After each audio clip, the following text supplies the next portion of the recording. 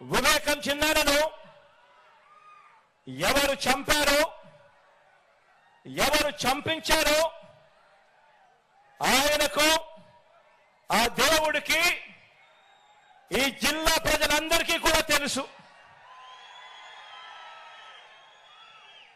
కానీ బురద జల్లేందుకు ఇద్దరు చెల్లెమ్మలను ఎవరు పంపించారో, వారు వెనకాల ఎవరు ఉన్నారో మాత్రం మీ అందరికీ కూడా రోజు కనిపిస్తానే ఉంది.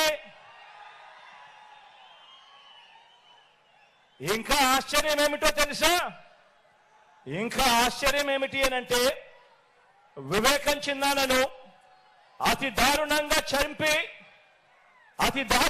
చంపి అవును నేనే చంపాను అని అతి హేయంగా బహిరంగంగా చెప్పుకుంటూ తిరుగుతా ఉన్న హంతకుడు, ఆ హంతకుడికి మద్దతిస్తా ఉన్నది ఎవరో కూడా మీరంతా కూడా రోజు చూస్తా ఉన్నారు.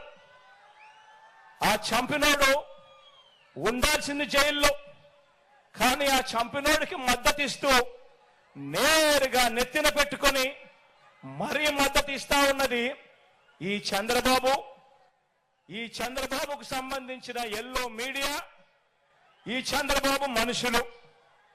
వీరి మద్దతు కోసం రాజకీయ స్వార్థంతో తప్పించిపోతా ఉన్న ఒకరిద్దరు నా వాళ్ళు. వీరంతా కూడా ఆ హంతకుడికి నిస్సిగ్గుగా ఆ హంతకుడికి మద్దతిస్తున్నారు అని అంటే దీని అర్థం ఏమిటి అని చెప్పి అడుగుతా ఉన్నా. చిన్నారను అన్యాయంగా ఎమ్మెల్సీ ఎన్నికల్లో ఓడించిన వారితో ఈరోజు చట్టాపట్టాలు వేసుకొని తిరుగుతున్నారు అని అంటే దాని అర్థం ఏమిటి అని అడుగుతా ఉన్నా. ఇంతటి దారుణం చేస్తూ దీన్ని నన్ను దెబ్బతీసే రాజకీయమని వారికి వారే చెబుతున్నారు అని అంటే ఇది కలియుగం కాకపోతే ఇంకా ఏమిటి అని అంటా ఉన్నాను. ఈ సందర్భంగా మీ అందరి ప్రేమానురాగాల మధ్య నిలుచుని ఇంతకన్నా అన్యాయం ఎక్కడైనా ఉంటుందా అని అడుగుతా ఉన్నాను. మీ అందరి ప్రేమానురాగాల మధ్య నిలుచుని ప్రజల మద్దతు లేని బాబు చేస్తా ఉన్న ఈ నీచ రాజకీయంలో ఎవరు ఎటువైపున ఉన్నా కూడా నేను మాత్రం ప్రజల పక్షమే అని చెప్పి ఈ సందర్భంగా గర్వంగా చెప్తా ఉన్నాను. ఏం చెప్పాలనుకుంటున్నారు అంటే మీ వెనుకుండి వేరే నడిపిస్తున్నారనేటువంటి ఉద్దేశంతో నిన్న మాట్లాడాడు జగన్. సో నిన్న ప్రొద్దుటూరులో మా అన్న వైఎస్ జగన్మోహన్ రెడ్డి ఎలక్షన్ ప్రచారం చేశారు. ఆ ప్రచారంలో మా నాన్న YS Vivekananda Reddy murder case గురించి మాట్లాడారు. వివేకం చిన్నాన్న అని చెప్పారు. చిన్నాన్న అంటే అర్థం తెలుసా?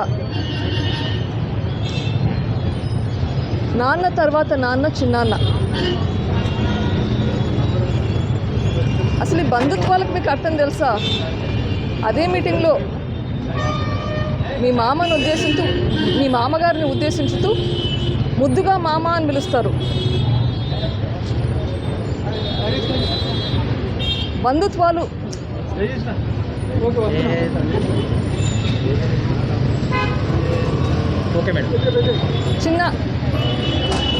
చిన్నాన్న అంటే మీ నాన్నతో సమానం. అట్లాంటి చిన్నాన్న చనిపోతే ఆ చావు వెనుక కుట్ర ఏంటి అన్నది నిర్ధారించకుండా ఆ చిన్నాన్న కూతురు మీదే నిందలు వేయడం ఏమన్నా న్యాయమా?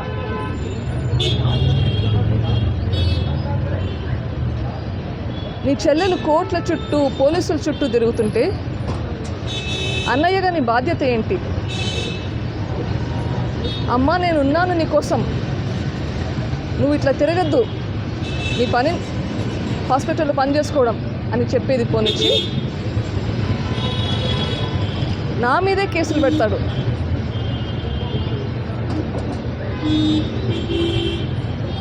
ఇది ఏమైనా న్యాయమా?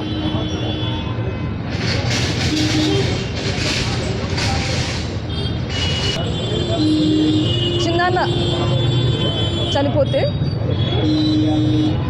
5 సంవత్సరాలు అయింది. ఈ 5 సంవత్సరాలు మీదే గవర్నమెంట్ ఏం చేశారు? ప్రతిపక్షంలో వాళ్ళలాగా మాట్లాడడం కరెక్టా? ఇవాళ మీ ముందుకు వచ్చి నేను మాట్లాడాల్సిన అవసరం ఎందుకు వచ్చింది? ఆయన చేయాల్సిన పని చేయకపోవడం వల్ల కదా. నేను నా అంతఃకరణ శుద్ధితో చెప్తున్నాను, నేను చెప్పేదంతా నిజం. ఆయన అట్లా చెప్పగలుగుతాడా? అది చెప్పినా నమ్మే పరిస్థితి మనకి. ఆయన ఒక మాట అన్నాడు, దేవునికి తెలుసు, ఈ జిల్లా ప్రజలకందరికీ తెలుసు వివేకం చిన్నానని ఎవరు చంపారు అని. కరెక్ట్గా చెప్పారు. దేవునికి తెలుసు, ప్రజలకందరికీ తెలుసు, మీకు కూడా తెలుసు. అందుకేనా చేయించిన వాళ్ళని అంతగా ప్రొటెక్ట్ చేస్తున్నారు.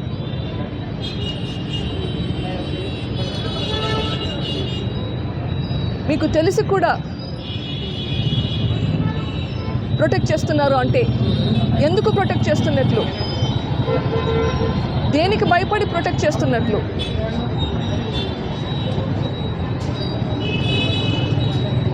అని నేను అడుగుతున్నాను.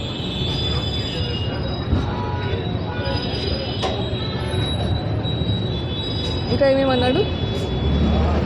2 చెల్లెలు ఇంకొకరు నడిపిస్తున్నారు అంటున్నారు. నేను అడుగుతున్నాను, ఇంకో మాట కూడా అన్నాడు, చంపినోడే చంపినాను అని చెప్తున్నాడు బయట తిరుగుతూ. సో చంపినోడు నేను చేశాను అంటే నమ్ముతున్నారు, కానీ అదే చంపినోడు ఎవరు చేశారో కూడా చెప్తున్నాడు, క్లియర్గా చెప్తున్నాడు. దీని వెనకాల వైఎస్ భాస్కర్ రెడ్డి ఉన్నాడు, వైఎస్ అవినాష్ రెడ్డి ఉన్నాడు, వాళ్ళ వెనకాల వైఎస్ జగన్ రెడ్డి, భారతి రెడ్డి వాళ్ళని ప్రొటెక్ట్ చేస్తూ ఈయన థ్రెటన్ చేస్తూ ఉన్నాడు అని కూడా చెప్తున్నాడు. మరి ఒకటి నమ్ముతున్నారు, ఇంకొకటి నమ్మడం లేదా? నమ్మితే 2 నమ్మాలి కదా. మరి వీళ్ళని ప్రొటెక్ట్ చేసేది ఎవరు? మీరు కాదా?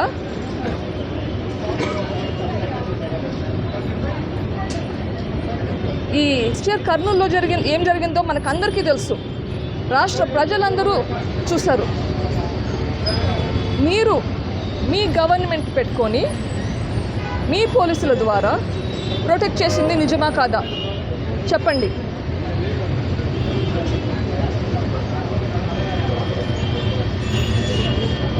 ఈ హంతకుడైతే ఎవరున్నారో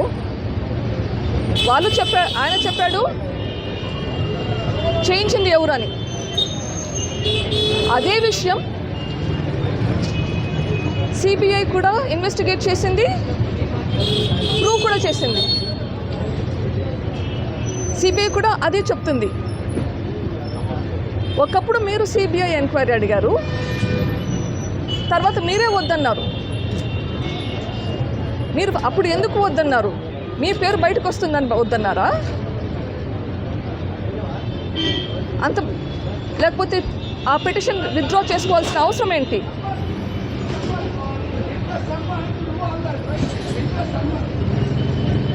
అది ఇంకా సిగ్గుచేటు ఏంటంటే, ఎవరైతే నిందితుడై ఉన్నాడో ఆయనని